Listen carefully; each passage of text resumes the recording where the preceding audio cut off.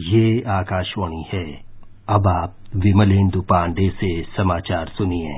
देश के 325 जिलों में कोई भी व्यक्ति कोरोना संक्रमित नहीं है। पिछले 14 दिन में 27 जिलों में किसी भी व्यक्ति में संक्रमण की पुष्टि नहीं हुई है। नई दिल्ली में आज स्वास्थ्य मंत्रालय के अधिकारी ने बताया कि पिछले 24 घंटों में 941 लोगों में संक्रमण की पुष्टि हुई। अगर हम देखें तो एक दिन के अंदर 183 लोग रिकवर हुए हैं। भारत में कंफर्म केसेस की संख्या में टोटल 941 नंबर्स का इंक्रीज नोट किया गया है और टोटल पॉजिटिव केसेस 12,380 12,380 हैं। अब तक टोटल रिपोर्टेड डेथ्स 414 हैं, जिसमें से 37 deaths have been reported in last 1 day. केंद्रीय स्वास्थ्य मंत्री ने कल स्वास्थ्य कार्यकर्ताओं और विश्व स्वास्थ्य संगठन के क्षेत्रीय अधिकारियों के साथ वीडियो कॉन्फ्रेंस की। इस कॉन्फ्रेंस में जिला स्तर पर कोविड-19 की रोकथाम और क्लस्टर के लिए लघु योजना पर चर्चा की गई। गृह मंत्रालय की प्रतिनिधि ने बताया कि राज्यों ने पूर्णबंदी के उपायों को लागू करने के प्रयास तेज कर दिए हैं। आवश्यक वस्तुओं की आपूर्ति संतोषजनक है। गृह मंत्रालय के अधिकारी ने बताया कि विमानन और कैब सेवाओं सहित सड़क परिवहन सेवा भी 3 मई तक बंद रहेंगी। लॉकडाउन के अंतर्गत 3 मई 2020 तक टैक्सी, ऑटो रिक्शा और साइकिल रिक्शा सहित कैब एग्रीगेटर्स की सेवाएं प्रतिबंधित रहेंगी। सभी शैक्षिक एवं संबंधित संस्थान बंद रहेंगे। सभी cinema halls, malls, shopping complex, gymnasium, sports complex तथा इसी प्रकार के स्थान बंद रहेंगे। सभी सामाजिक, राजनीतिक, खेल, मनोरंजन, शैक्षणिक, सांस्कृतिक, धार्मिक समारोह और अन्य सभाओं के आयोजन पर रोक रहेगी। भारतीय आयुर्विज्ञान अनुसंधान परिषद के प्रतिनिधि ने बताया कि अब तक 2,90,000 से अधिक नमूनों की जांच की गई है। उन्होंने कहा कि देश में परिषद की 176 और निजी क्षेत्र की 78 प्रयोगशालाओं में कोविड-19 की जांच की जा रही है। उन्होंने कहा कि रैपिड एंटीबॉडी टेस्ट संक्रमण का जल्द ही पता लगाने के लिए नहीं है, बल्कि ये निगरानी के लिए किया जाता है। परिषद के अधिकारी ने कहा कि देश में फिलहाल 5 लाख रैपिड टेस्ट किट उपलब्ध हैं। 2 किस्म के रैपिड टेस्ट किट आज आ चुके हैं। एक ल्यूजॉन करके कंपनी का है, एक वॉन्फ्लो करके कंपनी का है। ये जो टेस्ट किट्स हैं, इनकी संख्या ल्यूजॉन की 2 लाख और वॉन्फ्लो की 3 लाख है। भारत ने 55 देशों को मलेरिया रोधी दवा हाइड्रोक्सीक्लोरोक्विन भेजने का फैसला किया है। सरकारी सूत्रों ने बताया है कि इनमें से 21 देशों को वाणिज्यिक आधार पर दवाई भेजी जाएगी, जबकि अन्य देशों को बहुत कम मात्रा में अनुदान के रूप में दी जाएगी। सूत्रों ने बताया कि विश्व के 53 देशों में कुल 3,336 भारतीय कोविड-19 से संक्रमित हैं। संक्रमण के कारण विदेशों में 25 भारतीयों की मृत्यु हुई है। भारत जल्दी ही दक्षिण कोरिया से कोविड-19 जांच किट प्राप्त करेगा। Britain, Malaysia, France, Germany, Japan और अमेरिका में भारतीय दूतावासों से कहा गया है कि वे इन देशों में विक्रेताओं से जांच किट के लिए बोलियां मंगाएं। व्यक्तिगत सुरक्षा किट पीपीई के लिए भी प्रमुख एजेंसियों से समन्वय किया जा रहा है। देश में जल्दी ही बड़ी संख्या में पीपीई किट उपलब्ध होंगे।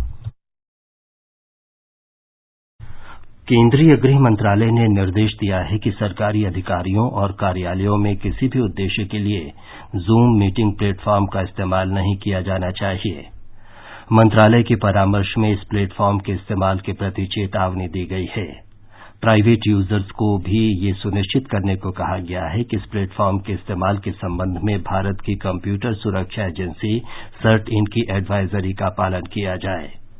ये मुख्य रूप से कॉन्फ्रेंस में अन्य व्यक्तियों के अनधिकृत प्रवेश और टर्मिनल पर उसकी अनुचित गतिविधि को रोकती है। सरकार ने आज कॉलेजों और संस्थानों को निर्देश दिया है कि लॉकडाउन समाप्त होने और सामान्य स्थिति बहाल होने तक फीस के भुगतान का दबाव न बनाया जाए। मानव संसाधन विकास मंत्रालय के प्रतिनिधि ने बताया कि एआईसीटीई के संज्ञान में आया है कि कुछ संस्थान विद्यार्थियों पर लॉकडाउन के दौरान प्रवेश शुल्क सहित फीस का भुगतान करने के लिए दबाव बना रहे हैं। मंत्रालय ने सभी कॉलेजों और संस्थानों को निर्देश दिया है कि अपनी वेबसाइट पर ये सूचना प्रदर्शित करें और ईमेल के जरिए विद्यार्थियों को भी ये जानकारी दें। सभी विमानन कंपनियां लॉकडाउन के पहले चरण के दौरान घरेलू और अंतर्राष्ट्रीय उड़ानों के लिए बुक की गई टिकटों को रद्द कराए जाने पर यात्रियों को पूरा पैसा रिफंड करेंगे। नागरिक उड्डयन मंत्रालय ने इस बारे में सभी एयरलाइन कंपनियों को परामर्श जारी किया है जो लॉकडाउन के पहले चरण और 25 अप्रैल से 3 मई तक के दूसरे चरण के लिए बुक की गई टिकटों के बारे में है। ये समाचार आकाशवाणी से प्रसारित किए जा रहे हैं। दिल्ली, उत्तर प्रदेश, हरियाणा, महाराष्ट्र और पंजाब में लॉकडाउन की वजह से फंसे 41 पाकिस्तानी नागरिकों को आज अटारी वाघा सीमा चौकी से स्वदेश रवाना कर दिया गया। भारत में पाकिस्तान के उच्चायुक्त ने विदेश मंत्रालय से अनुरोध किया था कि वो इस काम में मदद करे। हमारे संवाददाता ने खबर दी है कि पाकिस्तानी नागरिकों को स्वास्थ्य जांच के बाद जाने की इजाजत दी गई। आव्रजन अधिकारियों के अनुसार लॉकडाउन के दौरान भारत में 150 से ज्यादा पाकिस्तानी नागरिक फंस गए थे। रक्षा मंत्री राजनाथ सिंह ने कोविड-19 के फैलाव को रोकने के लिए देश भर में 62 छावनी बोर्डों में किए जा रहे उपायों की आज समीक्षा की। उन्होंने इस बात पर जोर दिया कि छावनी बोर्डों को विशेष रूप से घनी आबादी वाले इलाकों में साफ सफाई के उच्चतम मानकों का अनुपालन सुनिश्चित करना चाहिए और ऐसे इलाकों को संक्रमण मुक्त रखने के लिए वहां दवाओं का छिड़काव करना चाहिए। श्री सिंह ने कहा कि कमजोर वर्गों, प्रवासी तथा दिहाड़ी मजदूरों के लिए भोजन और आश्रय की व्यवस्था पर विशेष ध्यान दिया जाना चाहिए। कैबिनेट सचिव राजीव गौबा ने सभी राज्यों के मुख्य सचिवों से कहा है कि अन्य राज्यों में काम करने वाले मजदूरों और लॉकडाउन के कारण फंसे व्यक्तियों की सुरक्षा, आवास और भोजन के लिए पर्याप्त व्यवस्था की जाए। राज्यों से कहा गया है कि जिला अधिकारियों को नोडल अधिकारी नियुक्त करने चाहिए। ये नोडल अधिकारी अन्य राज्यों में काम करने वाले मजदूरों के प्रबंधन में समन्वय करेंगे। श्री गौबा ने निर्देश दिया कि ऐसे लोगों के प्रत्येक शिविर में वरिष्ठ अधिकारी को प्रभारी बनाया जाना चाहिए। देश में सामान्य मानसून की उम्मीद के 2020-21 में रिकॉर्ड 29 करोड़ 83 लाख टन अनाज उत्पादन का लक्ष्य रखा गया है। इस दौरान अनाज उत्पादन में 63,50,000 टन वृद्धि का अनुमान है। कृषि मंत्रालय ने खरीफ फसल में 14 करोड़ 99 लाख टन अनाज उत्पादन का लक्ष्य रखा है। रबी फसल के दौरान 14 करोड़ 84 लाख टन उत्पादन का लक्ष्य है। रसायन और उर्वरक मंत्रालय ने कहा है कि किसानों के लिए पर्याप्त मात्रा में खाद की उपलब्धता सुनिश्चित करने के लिए उत्पादन और आपूर्ति पर नजर रखी जा रही है। केंद्रीय रसायन और उर्वरक मंत्री टीवी सदानंद गौड़ा ने कहा है कि सरकार कोविड-19 के कारण राष्ट्रव्यापी पूर्णबंदी के बीच किसानों के लिए खाद की आपूर्ति सुनिश्चित करने के लिए प्रतिबद्ध है। इसके लिए उत्पादन और आपूर्ति श्रृंखला से जुड़े सभी मुद्दों की उच्च स्तर पर निगरानी की जा रही है। साथ ही केंद्र, राज्य और केंद्र शासित प्रदेशों तथा अन्य एजेंसियों के बीच समन्वय बनाया जा रहा है। श्री गौड़ा ने कहा कि देश में उर्वरक की पर्याप्त मात्रा उपलब्ध है।